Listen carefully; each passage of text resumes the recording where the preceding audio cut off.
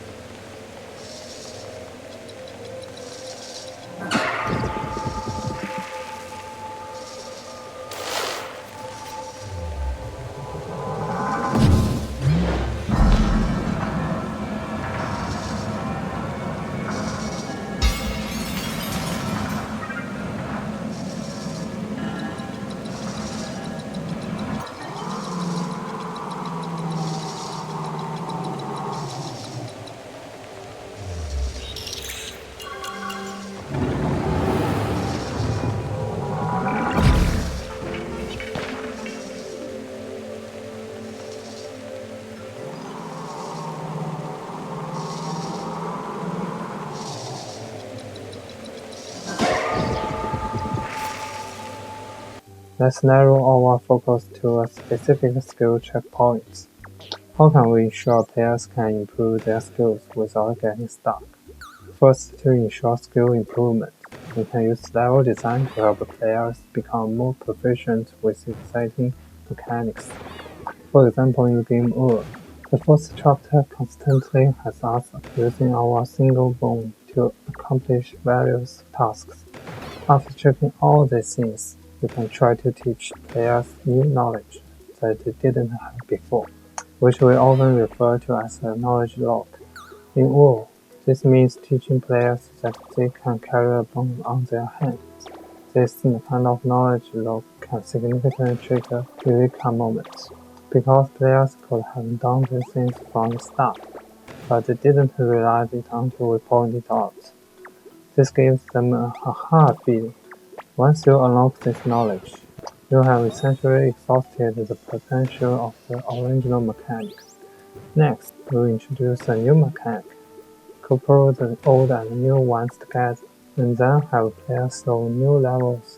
For example, in players later need to use two bombs and also a portal that can perceive their speed from before they teleported. These are all new mechanics. However, before copying two mechanics, you can also have a transitional period where players can master the new mechanic.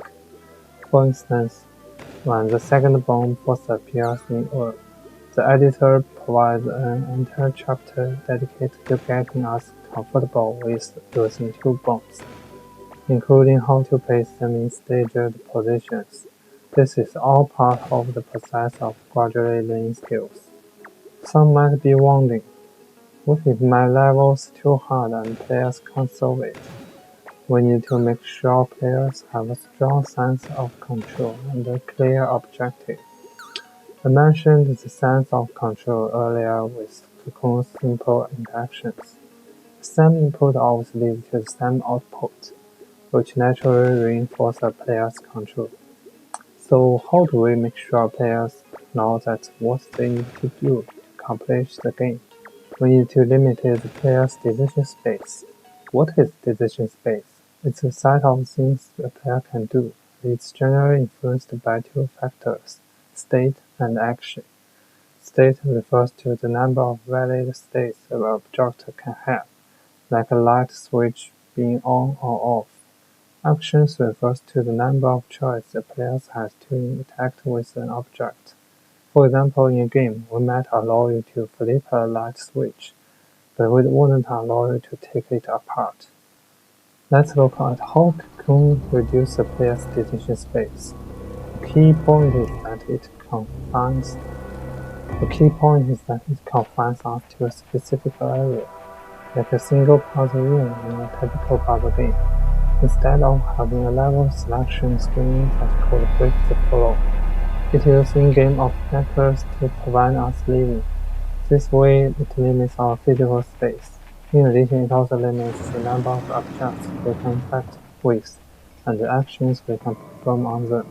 It's worth nothing that in the middle of the game, as players' skills improve, the game starts to introduce more distraction and irrelevant information.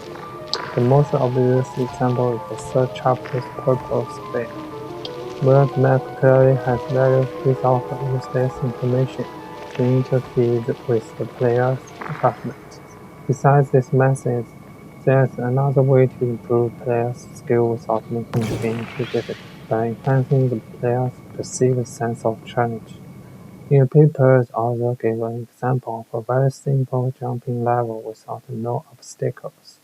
This is the simplest design. Now we can add a vertical moving obstacle to block the player's jump. This clearly increases the level's difficulty. So what is the perceived sense of challenge? That we can limit the movement range of this obstacle so that it can actually block the player unless they make a mistake by jumping from the wrong spot. We create the feeling that the game is hard, but the technique for completing this level is exactly the same as the simplest vision.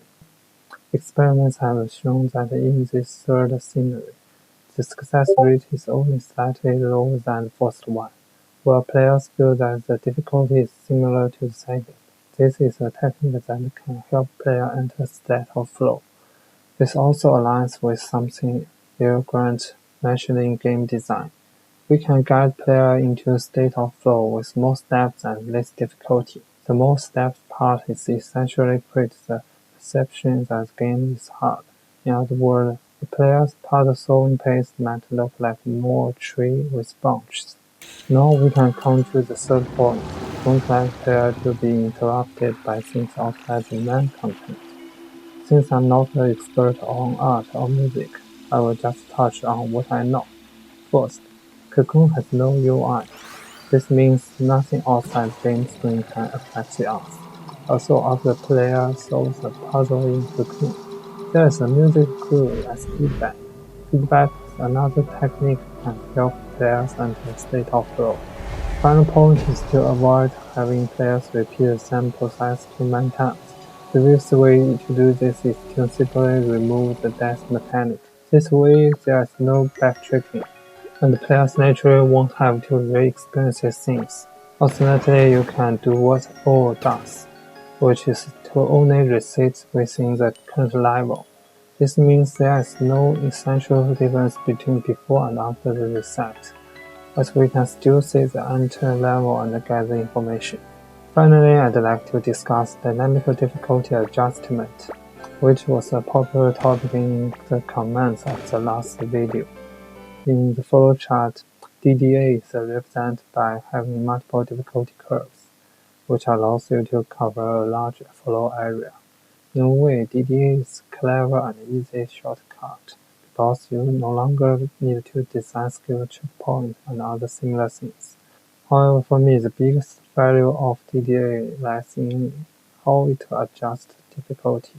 As I mentioned in a previous video, difficulty can only be adjusted in two ways: by changing states or mechanics. Dynamic difficulty adjustment may never be able to control whether a player uses a certain mechanic at a certain time. I think this is a very difficult system to implement. So all we can really do right now is constantly adjust values, increasing the number of monsters or their health. These changes only prolong the life of the game, but they don't fundamentally provide players with a sense of genius freshness. In my opinion, dynamic difficulty adjustment is just an accessory to a great game. Like with Mario, the core game is already good, and then DD can be added to make it more accessible to all players. It's a way to extend the flow state, but it can't create flow by itself. So if you want to truly create flow, the only way is to climb down and think about new mechanics and how to design your levels. That's all for this video. If you enjoyed, please like, share, and subscribe. Thank you all for watching, and I will see you in the next video. Bye bye.